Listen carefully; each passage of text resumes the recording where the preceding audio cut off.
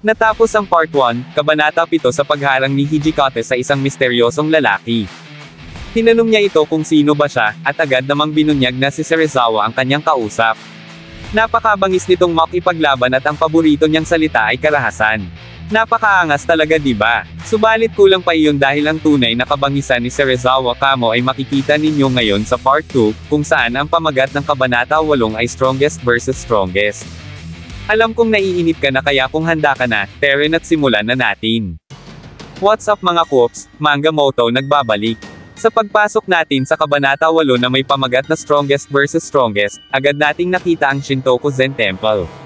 Sa loob ng templo, makikita natin si Kekawa Hachiro, na may mukhang puno ng pag-aalala, habang nakikipag-usap sa kanyang mga kasama sa loob. Anong sinabi mo, mananatili ka sa Kyoto? Tanong ni Hachiro, na puno ng pangangamba sa kanyang tinig. Oo, sagot ni Kondo Isami, na may katiyakan sa bawat salita. Ang kanyang pagsang-ayon ay nakakapagdulot ng pansin, habang tahimik namang nakikinig ang iba.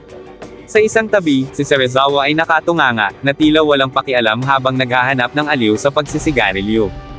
Bumalik ang eksena kay Hachiro, nagwika ito ng, matapos ang matinding pagpapasya, kayong lahat ang napili na maging mga personal na gwardya ng emperador, deklare niya, na puno ng determinasyon. Kung babalik kayo sa Yokohama kasama namin at mapaalis ang mga dayuhan, magiging mga bayani kayo. Dagdag pa niya, ang inyong mga pangalan ay magiging kilala sa lahat, ano sa palagay nyo? Tapos ay tumingin siya sa dalawang grupo na kaharap niya, naghahanap ng kanilang opinyon. Biglang may humila sa kanyang damit at ang isa ay hahawak sa kanyang ulo, nagulat si Hachiro at biglang tumulo ang pawis sa kanyang mukha, nanlaki ang kanyang mga mata nang may magsabi sa kanya ng, tanga ka ba? Nang ipakita sa atin na ang humila sa damit at humawak sa ulo ni Hachiro ay walang iba kundi sina Hijikata at Serizawa, kapansin-pansin ang kanilang mga mukha na puno ng gigil at labas na ugat sa mukha ni Hijikata. Hindi nagtagal, sinabi ni Hijikata, paano ako makakauwi ng hindi nakikipaglaban sa taong malakas? Nakangiti namang nagdagdag si Serizawa, hindi ako uuwi hanggat wala akong nakakasiping na babaeng taga Kyoto. Ang kanilang mga salita ay tila nagpapahiwatig ng isang malaking laban na magaganap at wala nang atrasan ito. Sa pagtatapos ng kanilang pagpupulong sa Shintoku Zen Temple, tahimik na naglalakad ang grupo ni Serizawa at Isami. Ngunit hindi maitago ang takot ng mga taong bayan sa dalawang grupo na magkasama. Nasa ika-3 taon ng Bankyo era, Marso ng 1864, ilang sandali matapos bumalik sa Edo ang Roshigumi. Kasama nila si Kekawa Hachiro, at kitang-kita sa mukha nito ang pawis habang akbay siya ni Hijikata, na para bang magtropa lang ang kanilang samahan. Ibinunyag sa atin na nagpaplano na pala si Kekawa Hachiro na patalsikin ang shogun sa pamamagitan ng paggamit sa Roshigumi, na magpapanggap bilang mga tagapagbantay ng shogun. Gulpidig ulat ang inabot ni Hachiro mula kay Hijikata, ngunit ang grupo ni Serizawa at Isami ay naging maingat at handang rumesponde sa anumang panganib na maaaring mangyari, lalo na kung may mga kaalyado si Hachiro na magtatangka sa kanilang kaligtasan. Bagaman ignorante sa katotohanan, si Toshizo, Serizawa, at iba pa ay nanatili sila sa Kyoto upang tuparin ang kanilang personal na mga hangarin. Kasama ang mga grupo na pinalayas ang mga kanluranin, ang mga klan ng Chusho at Tosa, sila ay may napakatinding ugnayan sa mga klan ng Eizo at Kwana, na sumusuporta sa shogunate. Nais ng klan ng Satsuma na magkaisa ang dalawang panig upang magkaroon ng matatag na pamahalaang sentral kahit na may mga hindi pagkakasunduan. Sa ibang salita, ang mga tao ay nag-aaksaya ng kanilang buhay sa lahat ng panig para sa ikauunlad ng Japan. Ito ay isang panahon kung saan nagtitipon ang mga malalakas, mahuhusay, at makapangyarihang individual at naglalaban-laban sila. Pumunta si Shinpochi sa isang malaking bahay ngunit sinabihan siya ng may-ari, hindi ko alam kung saan ka nanggaling, hindi ko maaaring i-hire ang isang taong may kaina-hinalang itsura tulad mo. Huwag kang magkunwari ng higit sa iyong kakayahan, probinsyano. Hindi na nagawang makapagsalita ni Shinpochi at agad siyang pinagsarhan ng pinto. Napagtanto ni Keisuke na kailangan nilang magplano ng maayos sa gitna ng kanilang limitadong pondo. Kaya't sa kanyang pag-aalala, hindi niya napigil ang tanungin si Isami, ano ang gagawin natin? May natitirang pondo na lamang tayo para sa 3 araw. Nasa alanganin tayo dito, kaya't dapat ba tayong bumalik sa training hall sa Edo?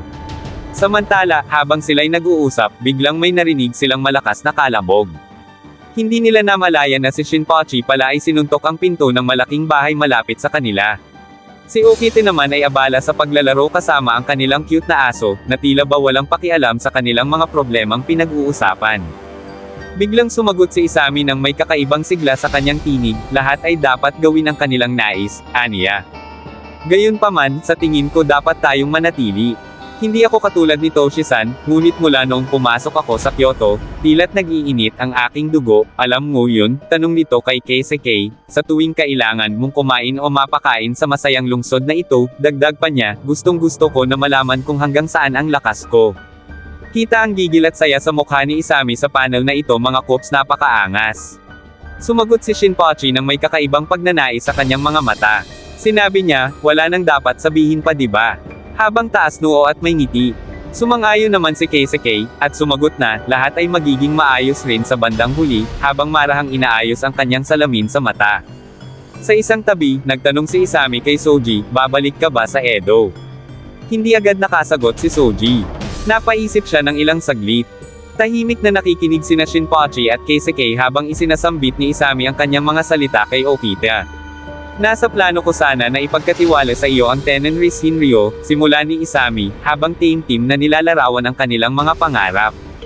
Nararamdaman ng dalawang nakikinig ang bigat ng mga salita ni Isami, na tila'y nagdadala ng mabigat na responsibilidad para kay Okita. Sa bawat titik, ang kanilang pag-asa para sa kinabukasan ng kanilang dojo ay unti-unting lumalago. Sa iyong husay, posible na gawin ang dojo na pinakamahusay sa Edo, patuloy ni Isami, na may halong pag-asa sa kanyang tinig. Ang bawat salita ay nagbibigay ng inspirasyon at determinasyon sa kanilang mga puso. Ngunit sa huli, isang matinding paalala ang ibinigay ni Isami kay Okita, kung mananatili ka sa Kyoto, mamamatay ka sa walang kabuluhan. Ang katagang iyon ay tila isang mahigpit na paalala ng realidad na nag-aantay sa mga nais magtagumpay sa mundo ng kanilang sining. Sa mga sandaling iyon, naiintindihan ni Shinpochi at Keisuke ang kahalagahan ng bawat desisyon at ang mga hamon na nag-aabang sa hinaharap. Dagdag ni Isami Kondo, na may kasamang maaliwalas na ngiti, ikaw ang ikalimang henerasyon, ipinagkakatiwala ko ito sa iyo, Soji. Natulala na lang si Soji, nagbabalik tanaw sa bigat ng responsibilidad na ibinigay sa kanya. Nang biglang sumagot si Okita, okay lang, tinatanggihan ko, aniya, puno ng kasiyahan sa boses. Hindi ako ang nararapat na maging pinuno ng dojo at nais ko lang ay makasama ka at ang iba nating kasama magpakailanman. Napangiti sina Shinpochi at Keisuke sa sagot ni Soji. Wala nang makapagbabago pa ng isip ni Soji, sabi ni Shinpochi, sabay tawa. Nang biglang nalipat ang panel, at masisilayan natin ang grupo ni Serizawa na kasama ang dalawang babae, tila nag-iinuman. May bahagyang blur sa eksena, ngunit kitang-kita pa rin ang ngiti sa mukha ni Serizawa habang hawak-hawak niya ang malaking watermelon ng isang magandang babae. Kasabay ng mga inuman, pinatatagay pa ni Serizawa sina Nimi Nishiki at Hirayama Goro. Sa tabi, mag-isa namang tumatagay si Ino, habang sina Harada at Todo ay abala sa masarap na pagkain. Mabilis na napansin ni Hijikata ang pagdating ni Isami. Hindi nagatubiling ayaing kumain ang mga kasamang bagong dating. Agad namang nagpahayag si Soji, pahingi ako, sinabi naman ni Hijikata kay Soji na, 100 beses mas masarap itong pagkain sa Kyoto kaysa sa mga ibinibigay na pagkain ng ating boss. Galit na galit si Isami nang marinig ang hindi magandang sinabi ni Hijikata. Sa kabilang banda, habang patuloy ang paghingi ni Soji ng pagkain, naramdaman ni Hijikata ang kanyang kaba sa harap ng posibleng galit ng kanyang boss. Biglang napansin ni Serizawa ang pagdating ni Isami. Hindi nagtagal, may nagsalita tungkol kay Serizawa, gaya ng inaasahan mula sa sikat na Sogenet supporters na si Serizawa marami siyang pera. Mabilis namang sumagot si Serizawa, ano? Wala akong pera. Lahat ito'y galing sa bulsa mo, sagot niya, na direktang itinuro si Isami. Nabigla ang grupo ni Isami sa sinabi ni Serizawa, at agad nilang tinignan ang lalagyanan nila ng military funds na wala ng laman. Sa kabila ng masarap na pagkain, natigilan sina Harada, Todo, at Ino, habang nakangiti naman si Serizawa habang naninigarilyo.